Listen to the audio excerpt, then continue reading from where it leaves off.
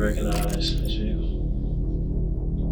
I believe that vehicle was used to commit this murder. That vehicle was there at the crime scene. This is Brenda Delgado. Right now, this evil girlfriend has realized that she was caught on camera taking the life of her love rival. But that very same footage showed that Brenda was never the only killer. What I'm telling you is, it is captured on video. I'm not here to try to you. This is very serious. I didn't do it. I wish I didn't know who did it. And with these two hitmen she hired, detectives are about to discover a murder plot that goes much deeper than anyone could have imagined. Because with their backs against the wall, that is on video. I know what happened. Okay. The very people Brenda trusted are about to rat her out. Brenda had a plan. She sat down and she planned this into a T, so this would not come back on her. No, ma'am, I'm not interested in your shit. In fact, I'm getting fed up with it. On September 2nd, 2015 in Dallas, Texas, a witness called 911 to report a female shooting victim in the parking garage of luxury apartment building Gables Park 17. First responders rushed to the scene but were unable to save 35-year-old Kendra Hatcher. The witness had reported hearing screaming followed by a gunshot, and bullet shards and a handgun magazine were found near Kendra's body. Her purse was missing, but her cell phone was left behind. And while it appeared to have all the makings of a robbery gone wrong, there were clear-cut signs of an execution. Security cameras showed a black Jeep Grand Cherokee pulling into the garage at 7:15 p.m., with Kendra arriving around 7:42. As soon as she pulled into her spot, the murderer made his move. Photos of the Jeep and its driver were released to the public, and 2 days later a man contacted investigators claiming to be the owner of the vehicle. He denied any involvement in the crime, and said he'd loaned it to friend Brenda Delgado, who he was also having dinner with at the time of the murder. Brenda had formerly been in a relationship with Kendra's boyfriend, Dr. Ricardo Ricky Paniagua, and investigators were concerned jealousy may have been a motive.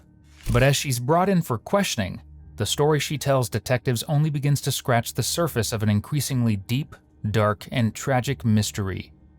The following footage was provided by the Dallas Police Department. Young lady was killed on Wednesday, and I'm the guy that's assigned to the case. Your name came up in the investigation, so I wanted to sit down and talk with you and kind of figure out what's going on and get your version of the events. One of the things that I do as a detective, I know you've never been here before. At least I don't think you have. No. Okay. So you're probably a little nervous. You don't have to worry about, I'm not going to be yelling and slapping my hand on the table, any of that kind of stuff. That's not my style. The way that I work, I like to believe what people are telling me. I know sometimes when you're nervous, things may slip your mind, or you may get a little hurried and say things a little different. It's cool. Okay, I can understand those things because this is an intense situation for a lot of people. But I'm about as laid back as it gets. Okay, so if something I'm asking you, if you don't understand what I'm saying, or if I'm talking too fast, or whatever it is, just ask me to repeat myself. Can I how did my name come up? I don't. Okay, I'll explain all of that to you. Yes, I want to know. One of the things that I wanted to talk to you about, a young lady was killed. Kendra Hatcher was killed on Wednesday, September 2nd. Okay. She was dating, I think, a guy that you used to date. The way that your name came up in the investigation was linked to the vehicle. Okay, the Jeep, black Jeep. And I wanted to talk to you a little bit specifically about Wednesday, what you were doing Wednesday, and the incident involving the Jeep. Of course. Okay. Can you tell me a little bit about it? Wednesday, I was in Carrollton. Okay. And I studied from maybe 12 all the way to like about 6. And then from 6 we went to Fuzzy's. We had some tacos at Fuzzy's in Carrollton. And then from Carrollton we went to the Chili's off of George Bush. Okay. And that was my day on Wednesday. Okay. Wednesday. Okay. Who were you studying with? Billy, this guy, a classmate. Okay. And you said was Billy with you? Yeah, we went to Fuzzy's. Yeah, we went to Fuzzy's. We studied. Billy and I, we studied the whole the whole day on Wednesday. All day on Wednesday. Okay, and did he go with you to all of those locations? He went with me to Fuzzy's, and then another friend met up with me at Chili's afterwards. Okay. All right. You said you had the receipt in your bag? Yeah, I can show you. Yeah. Over here. Yeah, let's get that. Yeah, of course. I bet I can give you other numbers I can. Let's go.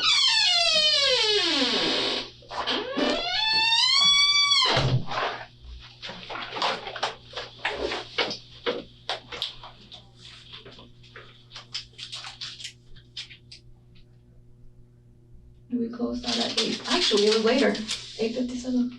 Okay, you close out at 8:57. It seems Brenda's come to the interview with an alibi ready to go, even carrying the Chili's receipt with her in her purse to prove her whereabouts. But while she's certain of these facts, she'll plead ignorance when it comes to Kendra and Ricky's relationship, and significantly downplay her sick obsession with destroying their happiness. When did you find out that she was dead? I think like the next day.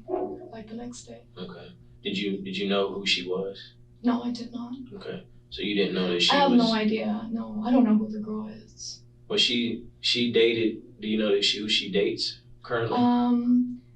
I just got a message from my friend, Ricky, and then he just I didn't see it till like the next morning. Okay. But like, he was just like, hey, he was just very sad. I have no idea. Like, okay. This, as far as like who he was seeing, as okay. far as, I mean, okay. we broke up a year ago, so we just become friends. Like, we're just really close friends. That's it. Okay. Give me a second. I will be right back.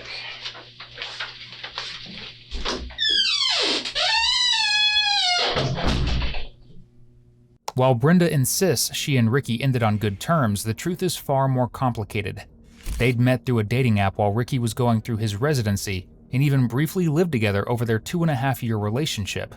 At one point, Brenda became pregnant, but decided not to keep the child. Ricky eventually broke things off and told her he just wanted to be friends. This wasn't good enough for Brenda, who would put her dreams of becoming a dental hygienist on hold to pursue stalking Ricky and his new girlfriend Kendra full-time, and she'd soon be roping others into assisting with her obsessive schemes. Do you recognize this vehicle? That vehicle, I think that's his vehicle. Okay. I talked to him earlier today, and I asked him to call you. I was in the room when he called you to get you to see if you would come down here. One of the things that he told me was that that you dropped your car off at his shop. Last night or when? No, he said this week on Wednesday, specifically Wednesday. Did I drop my car? No, it wasn't at his shop.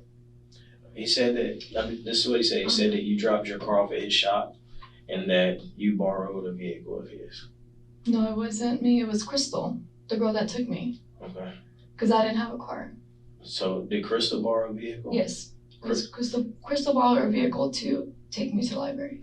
Okay, so where did Crystal borrow one of his cars? Yes. What kind of car did she borrow? It was that car. Crystal borrowed his Jeep. Okay. Where did she? How did she borrow the Jeep? When did she get it? She got it maybe like around 10:30. Okay. So how did you guys get to his shop? Crystal had her car that was not working, so that's when she had to get another car. So how did she pick you up then? Crystal picked me up in her car, but it was not, the power wasn't going through the battery, and that's when she's like, hey, I need to get another car. Okay, so she picked you up, brought you to his shop. Then she got, because he said he gave you the vehicle and that you dropped your car off. That he gave me the vehicle? Yeah, that you borrowed his Jeep. Crystal borrowed the car. Crystal? Yeah. Crystal borrowed a car? Yeah. I didn't have a car that day. Or did she borrow a car or a Jeep? That car, I think, yeah. Car. That Jeep that used to show me the picture. Okay, so Crystal borrowed that Jeep. It's a black Jeep, right? Okay. Does he know Crystal? Yeah, I mean, he met her that day. Okay. And I think he's met her before. What kind of car did she drop off with him? The BMW. The BMW. So she has a BMW. No, she didn't. She doesn't have a BMW. She borrowed another car to get to whatever she needed to get, and the BMW was, I think, overheating. Okay, so. And that's when she borrowed that car. All right, I'm a little confused. You gotta take it easy. I've been up late last night. Mm-hmm. So she borrowed somebody's BMW. And that car was overheating. Okay, so the BMW's overheating. And then she goes to pick up that car. Okay, so she, on the way to pick you up, the car's overheating. You guys go to his shop on the way to Carrollton, and you guys borrow the Jeep. And she dropped me off in Carrollton. She dropped you off in Carrollton, and she kept the Jeep. Yeah, and then she had to go do some errands with her son and do some other things, and that's all I know. Okay. What's Crystal's last name? Cortez. Crystal Cortez? Okay. How old is she? She's like maybe 22, 23. Okay. And she, do you remember her number? You know her number? I'm gonna call her. Call her. Because I'm gonna need to talk to her. Yeah. Well, you can call her, and you can definitely call her. Well, my problem with well, I know it's not a problem, but I believe that vehicle was used to commit this murder. Okay? I believe that vehicle was there at the crime scene. Now, some witnesses said that, they saw the vehicle there at the crime scene. So I want to make sure that that's why I wanted to get your story and your timeline. Because I definitely talked to Jose, and some things that he said are very different from what you're saying. And I don't know, like I said, if it's because you're nervous or what it is, but I just want to make sure that I get all this straight. And so you were only in this vehicle at one time? In Carrollton. In Carrollton. Okay, so if I go get the video from the library, what am I going to see? You're going to see me studying from the parking lot. What am I going to see in the parking lot? In what parking lot? The library. I'm with Billy in the Honda. So how did you get to the library? I got to the library. Crystal dropped me off. Crystal dropped you off in the library. Okay, so what am I going to see in the parking lot when you're getting there? Crystal dropping me off. Where did she drop you off at? Kind of like towards the front of the building. Okay, so I'm going to see you getting out of the black Jeep at the front of the building. Okay, and I'm going to see the black Jeep drive off. It's not going to park anywhere. It's going to drive off. Okay. And that was the only time you were in that? Yes. Okay. Because I got a very different story from Jose. Luis. That's he told me to call him Luis. I got a very different story for him about the Jeep and about who borrowed it and about whose vehicle was dropped off. Okay. He told me that he was working on a vehicle for you. No. He said that he was working on your BMW. That's what he told me. It's not my BMW. It's Crystal's BMW. Okay. Well, the way he explained it to me is he was working on a car for you. Maybe he didn't mean that the car belonged to you. No, that he was working. Did you ask? Does Crystal know him? Yes, and she was just like, look, but he didn't even have to look at it. He said, I didn't have time to look at it. Now, who called him to see if he could work on the vehicle? I did. I called him. So you called him because you know him, right? You grew up with him. So you called him and said, hey, I got a car I need you to look at. Yes. Okay, and you guys dropped the car off. And he said, okay, who did he give the keys to? Crystal. He gave the keys to Crystal. He didn't give the keys to you? No, Crystal drove. Okay. So Crystal drove. Have you ever drove that Jeep before? No. Okay. So Crystal drives the Jeep. What did Crystal tell you when she came over to your house? She picked me up to go to the library and she said that her car was overheating. And that's when I called Joe. And I was like, hey, the car is overheating. Can you look at it? And what time was that? Like 10:30. Okay. And that's when he swapped cars with Crystal. It seems like Brenda's MO is simple. Act as sweet and innocent as possible and hope that everyone gives her the benefit of the doubt. She's clearly determined to convince cops her friend Crystal Cortez was the one in possession of the black Jeep at the time of Kendra's murder. But when the 23-year-old single mom is interviewed herself, the story twists in ways even this detective didn't see coming. It was my understanding that on Wednesday, this past Wednesday, that's when the murder happened, Mm-hmm. that you were with Brenda Mm-hmm. and that you guys were hanging out. Yep. Can you tell me a little bit about what happened on Wednesday? I have a car. My car is breaking down. Well, it already broke down. So What was wrong with your car? I don't know. I'm not a mechanic. Okay, what kind of car is it? I have a 2001 Mazda Millennia. Okay. So it's broken down, and we just asked a friend if we can use this vehicle. He said, yeah, I needed to go get my son from school, and Brenda needed to go study.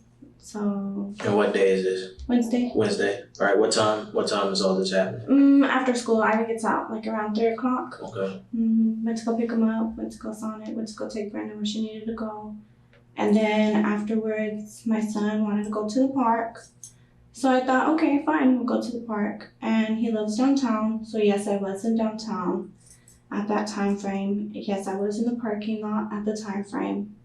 However, since my son was in the back, I already knew I previously worked in that building because of TXU. Mm-hmm. So there's a guy named Donnie, I don't know if he's still there. The reason I parked in that garage, or I was gonna park because I didn't park at all, was because I knew that there was free parking. Across the street, there's, I wanna say like a restaurant, and then there's parking. Well, you have to pay $5. Since I don't have a job, I'm not employed right now, I don't have money. I previously knew, go in the gates, they won't say nothing, come out, nothing will happen. So I was going in, and right there on St. Paul, right? St. Paul? Mm-hmm. There's a park right there. I wanted to take my son right there. So it was kind of already late, so I knew we weren't gonna stay long. And I told him, we're not gonna stay long. Right. So we go in, I did follow the car in. Once we come in, there's like this right, is it right or left? As soon as you go in, left. Went in there was no parking, so I came out. I went back up to go look upstairs for parking. I didn't see anything. When I was up there, I heard a shot. Pow. I have my son in the back. So I said, no, you know what? Let me get out. I'm coming out. There's a guy running with a mask right in front of me. He stops, he looks dead at me, and I'm just like, horrid. I'm shaking literally at this point because I have my son in the back. So he looks dead at me. I heard the gunshot. What did he look like? I don't know, honestly. He had a mask on. He's kind of tall build. I'm sure. Do you know what he was wearing? Black shirt, I want to say, black or blue shirt, black or blue pants, and it's kind of dark. I have my son. My only concern was getting out there. Did you see his gun? A black one. He had a brown purse. I just know that he had a brown purse. My concern, I don't want myself or my son to come out in danger. Right. And I was telling Brenda, I just walked in. I went in and came back out. I didn't do anything. Okay. I'm nervous for my son. He got a good look at me. He looked dead at my face, and I didn't know what to do. Crystal admits to being inside the parking garage at the time of the crime, yet denies any involvement in Kendra's killing. But while she claims to have just been taking her son downtown to the park to play, her story is full of holes in more ways than one. Because the Jeep was seen entering the garage at 7:15, a full 27 minutes before Kendra was attacked. And not only that, security footage showed that while her son wasn't in the car, an unidentified male was. So now that the detective has gotten down to brass tacks, Crystal begins to feel the heat. I feel like I was just in the wrong place at the wrong time, and I'm fearful for my life and for my son. How long were you in that garage? Not long, maybe not even 20 minutes, not even, because I was looking for parking and I just wanted to take my son to the park. So you said 20 minutes, not even 20 minutes? Not even, because when you first, I used to suck at driving. This is a truck. So when you first go in, here's a gate. You first go in, I got stuck right there in between the cars. So it took me a minute to drive out. Then I came around the back to go up to the top. Then I didn't see anything there. When I was coming down, that's when I heard the gun. I don't know if it was 1 or 2 shots, I just heard the echo. My instinct is to get my son out. That's all. And the perpetrator looked just straight at me. He honestly looked dead at me, and I'm fearful. Okay. Are you aware that I've been talking to Luis today? Who's Luis? That's the guy that owns the truck. Oh, okay. That's how I ended up working my way back to you. Okay, I see. Okay, so I've been talking to Luis. Mm-hmm. We found the truck. Mm-hmm. We know who the truck belongs to. We know who used the truck.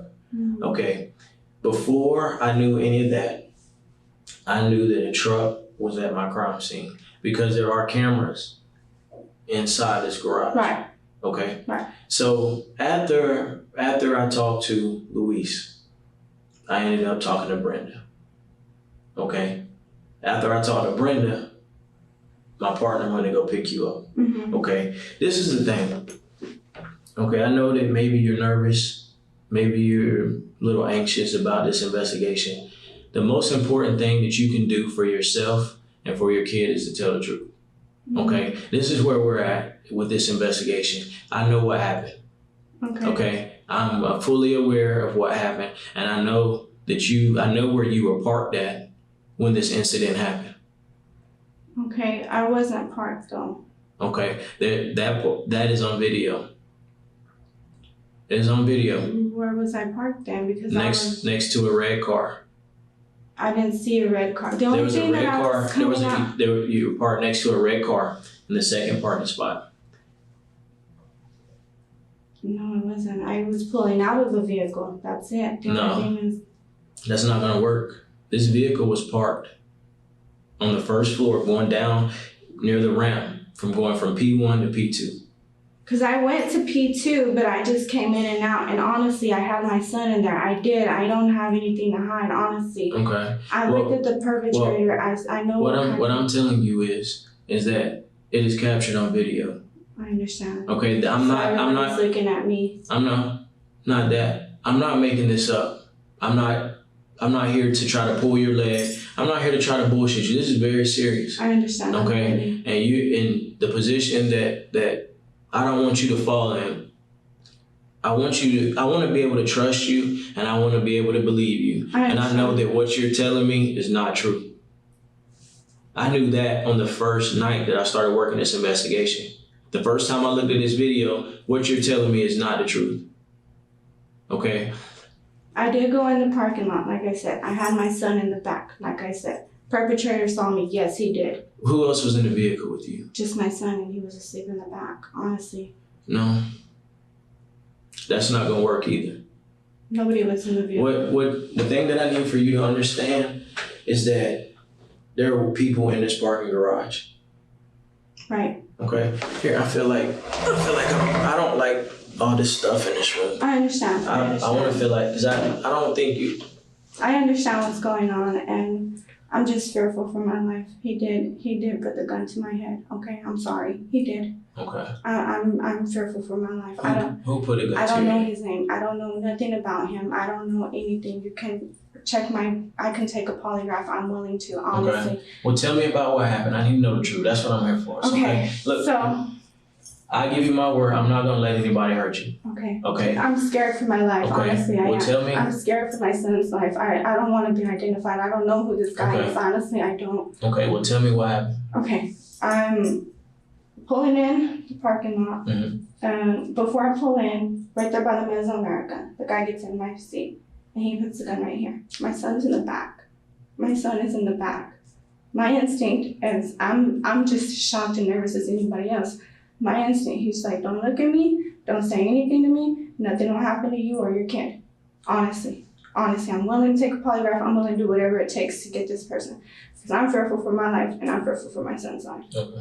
So he tells me to go in, go park. I already knew like that place area. I know it because I used to work there previously. TXU, you can ask Donnie, I know that area.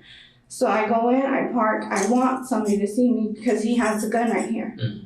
So then he's like, okay, get off. I'm not gonna get off. I have my kid in here. What's wrong with you? Mm-hmm. Get off so you can see if somebody's coming. I'm not gonna get off. He puts the gun to my throat. I'm not gonna get off. Mm-hmm. I'm not looking at him. He has a mask at this point, honestly. What does his mask look like? It's like white and black. And he's taller than me. So then he gets off and he mugs the girl. I don't know her name. I don't know anything about her. I have nothing to do with this girl. I have no affiliates with her. And he comes out and he gets in the back seat and he sits down and he's like, drive, just drive. I'm like, okay, I don't know who you are. Please don't hurt me. Please don't kill my son. So when I drive out, I'm behind this car. I'm trying to flag it because I have a worried face. I'm like, I'm shaking. I'm like, like I'm in shock. Like, come help me, somebody help me. But I don't want to get shot. My kid is in the back. I really don't want to get shot. Mm-hmm. This guy looked dead at me. He's looking. He knows exactly what I look like. He says, I know exactly what your tattoos look like. I know if you say anything, I'm gonna come and get you. I don't know what his name is. I don't know anything about him. So where'd you go after you leave the garage? He told me to go hit 45. I booked it and I dropped him off, and that was it. I called it a day. I don't want anything to do with this. As the pressure builds, Crystal's story suddenly changes completely. She now claims to have been the victim of a carjacking by the suspect, who forced her at gunpoint to drive him to and from the scene. But this story makes about as much sense as anything else she's been saying, and by that we mean none. Because if she was really in fear for her life, why didn't she drive away after the suspect got out to attack Kendra? And does she really not realize that cameras all over downtown Dallas could disprove this tall tale? We have cameras there. So he's standing outside. At what time do you think this was? I honestly don't know, honestly. So there's somebody, you're telling me there's somebody standing outside in downtown Dallas in broad daylight with a mask on? He didn't have a mask on when he approached the vehicle, no. He didn't have a mask on. So was he black, white, Hispanic? He's black. He's black. Okay, I just asked you a few minutes ago. But I know, but I'm just like, I'm fearful for my life. So he's black, okay. I don't wanna, I really. What did he look like? He has long dreads. I really don't wanna, like, I really don't wanna die. I'm serious. Okay. So he has dreads, right? I'm like, please, I'm begging you, please. I told this dude I wasn't gonna say anything. I'm so fearful for my life. I don't wanna lose my son. I don't wanna. Well, and here's the thing. I already told you I'm not gonna let anything happen to you. You guys can go spend a night with me for the night. I'll be appreciative. Well, I'm not gonna spend a night with you. Well, yeah, I can have somebody like go home with me. But here's the thing. Like, so you're from Linfield, Mm-hmm. and so this guy has you drop him off at 45 in Illinois. Yeah. Right there in that same area. Had you seen him before? No, I've never seen. Honestly, I've never seen this dude before. He has like medium dreads. It's kind of tall build, skinny, slim. Honestly, I'm willing to take a polygraph. Well, there's no need for that because you're not telling me the truth. This is the thing. You want me to believe what you're telling me, right? Hold on a second. You want me to believe what you're telling me. You want me to believe that some guy hops in your truck and you don't know what's going on. Do you know who that young lady is that got killed? No, I don't know. You don't know who she is? No. That's Brenda's ex-boyfriend's girlfriend. Okay, and I've been talking to her today before you got down here. You need to make some decisions right now.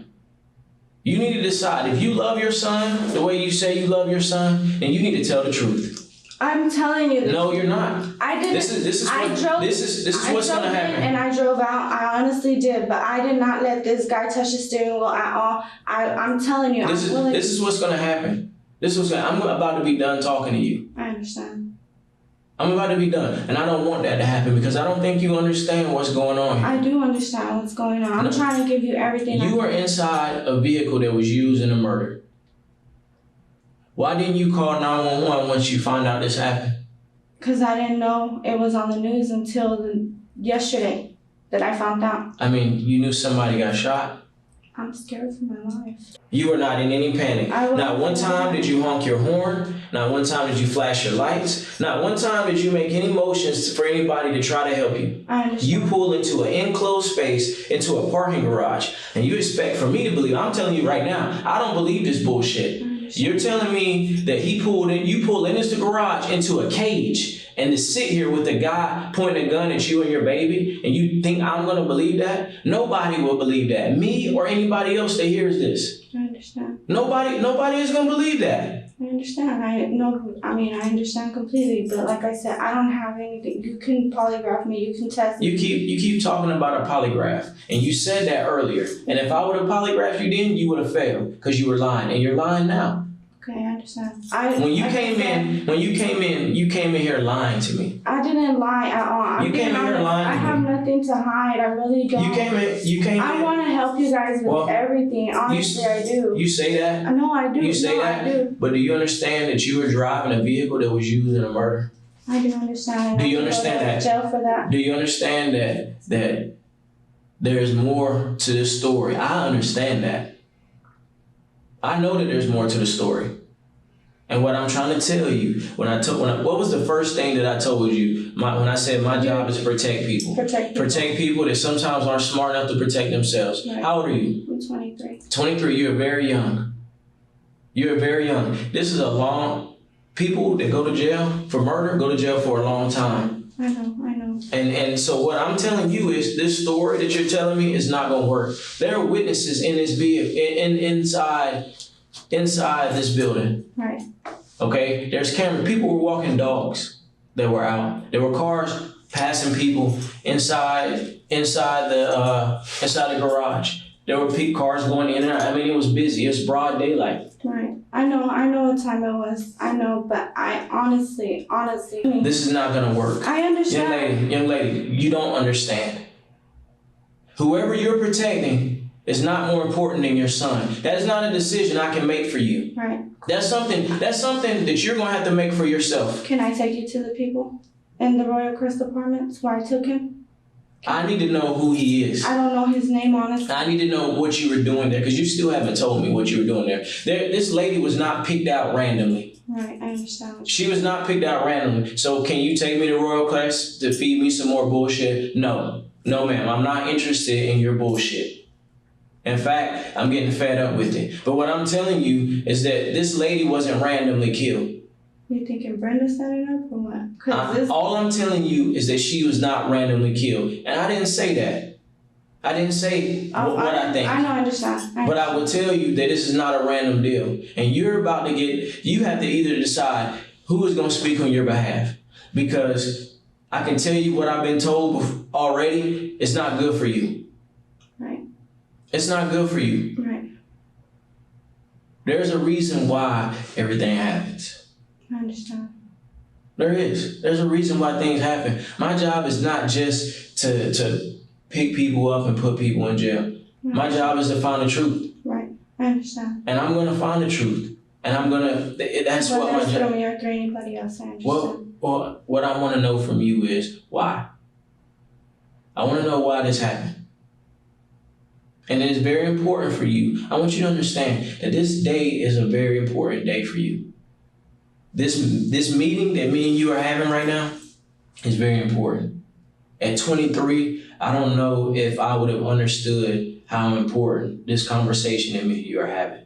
That's what I'm trying to tell you. I may sound upset with you. It may come out like that, but I'm not upset. I'm more pleading with you than anything else. This is a very important day for you. Yeah, it is. It very much is. Very important. Yeah. Because what happened to this lady shouldn't have happened to this lady. But this moment right now, it's not about her. It's not about Brenda. This is about you. Okay. What is your son's name? Ivan Cortez. Okay. Do you love Ivan? Yes, I do. Then you need to tell me the truth.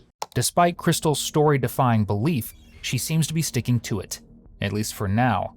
But this tenacious detective is wearing her thin. So with her back against the wall, she changes her story yet again. But will it be the truth? Or just another load of this detective's favorite 4-letter word? He was just gonna jack her. That's it. I don't know this dude. I really don't know him, honestly. He was just gonna go in and take her purse. That was all he was gonna do. Who was it? Some guy we picked up. Who? Me and my son. I was in the back with my son. Okay. So where did you pick him up at? On the street. I don't know his name. I don't know anything. Okay, so where did you pick this guy up? In Oak Cliff. Where? Over there by Bonneville in Illinois. Bonneville in Illinois. You picked this guy up? Yep. And Brenda just told me he was just supposed to take her first. And things escalated from there. Okay, what happened? I don't know. I like I said, I drove in. Uh-huh. I parked. And I had my son in the back. I know I did. He was just supposed to take her purse and leave. I didn't know he had a gun, honestly, until at the end. So how did you know to go to pick him up in Oak Cliff? How did I know to go and pick him up? Yeah, how did you know where to pick him up at? I didn't know. We just found the guy on the street. Just some random guy? Yeah, we paid him. Who? Some random guy. We paid him. Who was we? Me and my son, because it was just me and my son in the car. Okay, so you paid him? Yeah, because Brenda just wanted me to have him take her purse. That's it. What was her beef with this girl? I think that they were going back and forth between the same guy. I think that's what happened. And she just wanted to take her purse and that was it. I honestly didn't know the dude had a gun. I didn't know anything about it. Okay. I know I'm an accomplice. I know I've done I'm not concerned with that part of it. I'm just glad that you're telling me some of the truth now. But it's the whole truth. I'm telling you the whole truth. So when did this plan go down for all this to happen? Just Tuesday night. She just said, go pick up a guy around Sky and just have him steal her purse and that's it. While Crystal maintains she's not an accomplice, the state of Texas sees things differently. Because according to State Penal Code 7.2, anyone who intentionally assists in a murder may face the same penalties as the main offender, including death. Crystal was arrested for murder that night and immediately gave up the name, phone number, and vehicle type of the mystery killer. The name was fake, but the number was real. And so was the blue Chrysler Sebring cops found parked outside Christopher Love's house. But when he was hauled in for questioning, he'd have a very different story than the two women questioned before him. And after hearing lie after lie for days, the detective finally gets closer to the truth, and one step closer to justice for Kendra. Look, man, I'm gonna get some information from you. This is homicide unit, okay? I'm working a murder investigation, and the whole reason that I had you here waiting this long is that I needed to sit down with you and talk to you, okay? Your name came up during the investigation, okay? One of the things that I like to do as a detective, I want to sit down and get a feel for people, and one part of this is for me collecting information. One is for me to help figure out who you are, get some little insight on who you are, where you live at, that kind of thing. And right now, you are not under arrest for murder, okay? You are not, but your name has come up. And so I need to speak with you in regards to this murder. And if you weren't involved in it, if you were involved, those are the things that I'm trying to determine. If you were somewhere else, I need to figure out where you were at and get information as far as what, some that will put you somewhere else. So there was a dentist that was killed. a dentist. A dentist. Female dentist, white female named Kendra Hatcher. Was killed in a parking garage. That got anything to do with me. Okay. I don't even know what is it. Like, I don't even know my way around to even know. Okay. I know my way around GPS, but find some shit like that, a white dentist might be serious. Well, I'm just saying, working these investigations, you hear some crazy things. You see some crazy things. But one part of it is you got to follow up with whatever you hear. Yeah. If somebody's name come up, I cannot say that I did my job without talking to people. So somebody said that I got something to do with that? Yeah, your name came up and being involved with this. Now, I know I didn't murder nobody, so that's not no white dentist. Okay. I don't got nothing to do with that. So if it was a black dentist? Black dentist, white dentist, I ain't murdered nobody. I know I ain't did that. Whatever going on, however my name got it, I know I ain't did that, bro. Okay. You can go check, though. I was at home probably 9 times out of 10, because it was 7 o'clock at night. Mm-hmm. I probably was at home with my kids. I ain't got nobody else to watch them. My girl got aunties and shit, but... They wouldn't have your kids. Nah, I got them. I didn't do it. So, I wish I didn't know who did it. Would you tell me? Yeah, I'll tell you if I knew who did it. Well, what I'm interested in... Because I ain't in it. So, shit.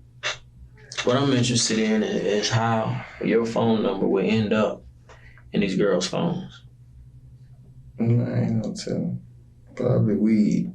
Detectives hammer Chris with questions for the next hour, and while he puts up a good front, he slowly starts to break, because the evidence proving his involvement is overwhelming, and the more he struggles, the tighter the trap becomes. Here's the thing, man, and I'm gonna keep it real with you. This situation people have been manipulated in this situation. I know that things have been told to certain people. You're a street guy. I'm not a street guy. I got family that's in the streets. I know at the end of the day, People do what they need to do to pay their bills. People do whatever it is that they need to do to support their family. Regardless, I'm not in any position to judge anybody on what they do or how they do it, because I may be, at times, I'm not perfect at all. I make mistakes just like everybody else make mistakes. So I'm not here to judge anybody for anything or any habits that they do. My job is connect facts. And facts that have been brought to me is that this young lady right here has been in conversation with you about handling some business for her. Point blank, period. That's just the straight facts. That she has been in contact with you and she has hired you and solicited your services to take care of some business for her, to put in some work for her. That's why I'm here today. That's what I have been told. And you telling me that that's not true, right? Right. Okay. That's true. Okay. And all I can do is just ask questions and ask that you be honest with me, because there may come a point, if hypothetically, if you are the guy that she has contracted, hypothetically, if you are the guy that rode in the vehicle with this young lady, hypothetically, if you are the guy that was manipulated by this young lady and told one thing when you had no idea what was really going on, hypothetically, you're going to be in a bad situation. Okay, my job as a detective is not to come and put cases on somebody that's innocent. I go above and beyond to make sure that I don't put somebody in jail. It's important to me that I don't put the wrong person in jail. I can't sleep at night if I put the wrong person in jail. So I've gone above and beyond investigating this young lady, investigating all the names that have been associated with this offense.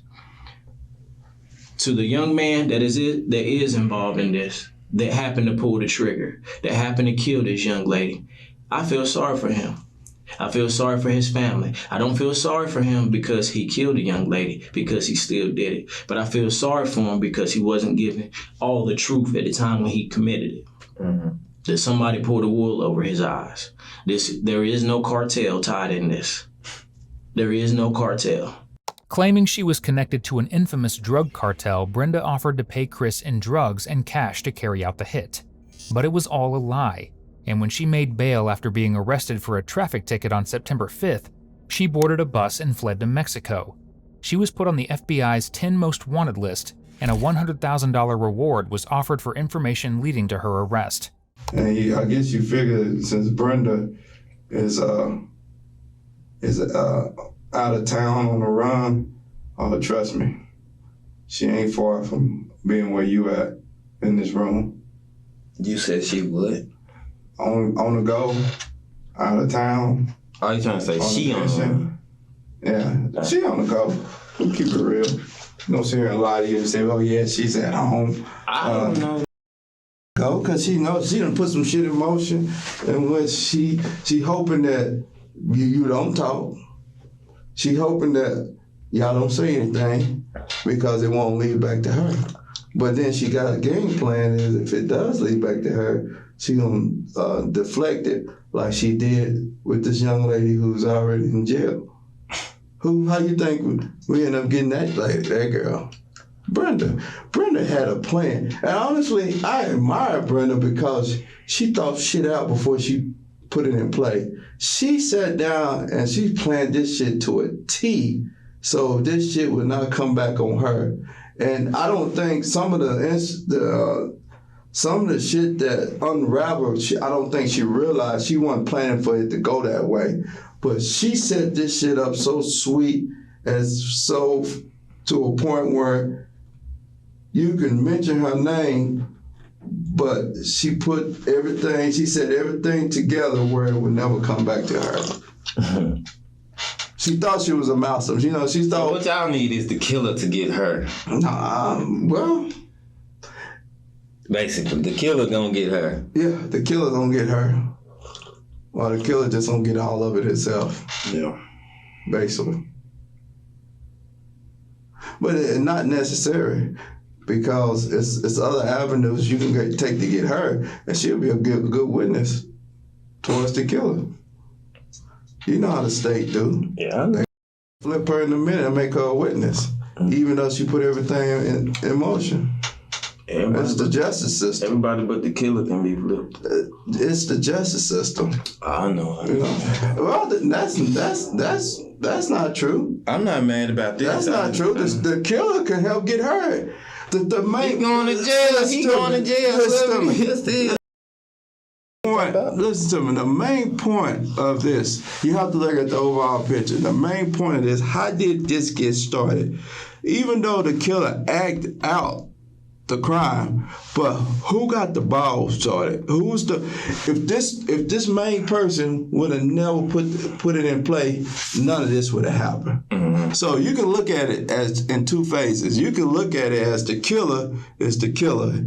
He's the primary responsible for this lady dying. You can look at it that way. His be thrown under the bus. And then you can look at it as, well, if the killer never got this information in order to do this, we would never be talking about this. So this right here is the main guy. It's kind of like the cartels, the mob. They got the hitman. They go hit them out, and then they got the main guy who sit there and take the credit for it. Sit there and use what these people to go out there and do to build himself up so people can be scared of him. Mm-hmm. And so until that main guy is got, everybody else don't suffer. Yeah. You know what I'm saying? What they say, the shit rolls downhill. She's at the top. She's at the top of the pyramid, sitting there smiling because she thinks she done set some shit up that won't never lead back to her. But ultimately, she's the ultimate goal. And honestly, the killer did what the killer did. Can't take that back. But that right there that's the key prize. Now that Chris has been worn down completely, the detective's about to finally win his prize. The real story about these bumbling criminals' sinister plot, or at least as close as the real story as he's going to get. It's obvious. I know you don't care about, you didn't have nothing against that lady. Yeah. And I know that Crystal didn't have nothing against that lady. You think so? That's what I'm assuming. I know who did though. Brenda. And what did Brenda have against this lady? Something about her boyfriend or some shit. Right. Where'd you get that from?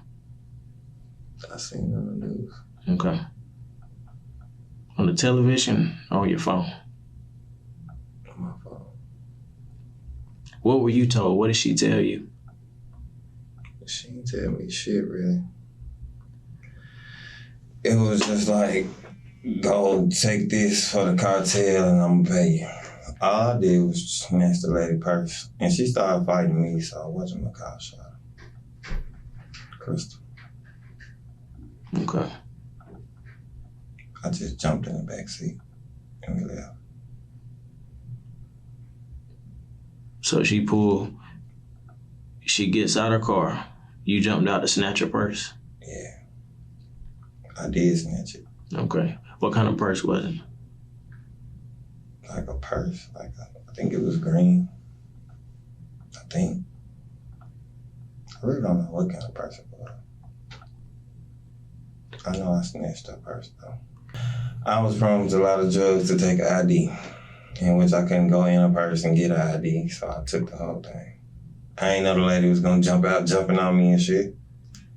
I turned around, or some Crystal was bagging up, to me, and she stopped at me. I jumped in the truck. She shot her.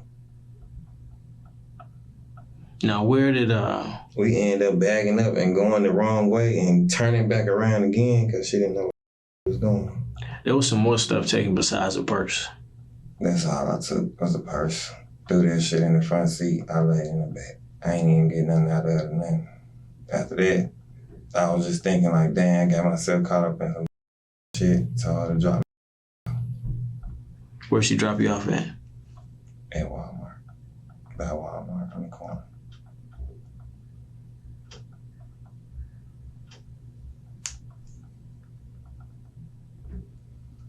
She was just looking like a blank face, like, I just got out, shook my head, like, God damn it. I ain't asking no questions or nothing. I was just thinking, like, I got myself in some shit. You could definitely call that an understatement, because despite Chris's efforts to blame Crystal for the murder, He was the only one seen on security footage exiting the vehicle. With enough evidence to put him away for decades or even to death, detectives arrest and charge him with Kendra's death. Crystal Cortez pleaded guilty and agreed to testify against her co-conspirators in exchange for a 35-year prison sentence. Brenda Delgado was caught in April 2016 in Torreon, Coahuila, Mexico, and her home country stipulated she wouldn't face the death penalty as part of her extradition agreement. After a 30-minute deliberation, a jury found her guilty of capital murder. She was sentenced to life in prison without the possibility of parole. Christopher Love was found guilty of capital murder and sentenced to death. Thank you for watching today's video. Whether you're new here or have been with us for a while, check out one of the craziest cases I've ever covered right here, or one of my newest uploads right here.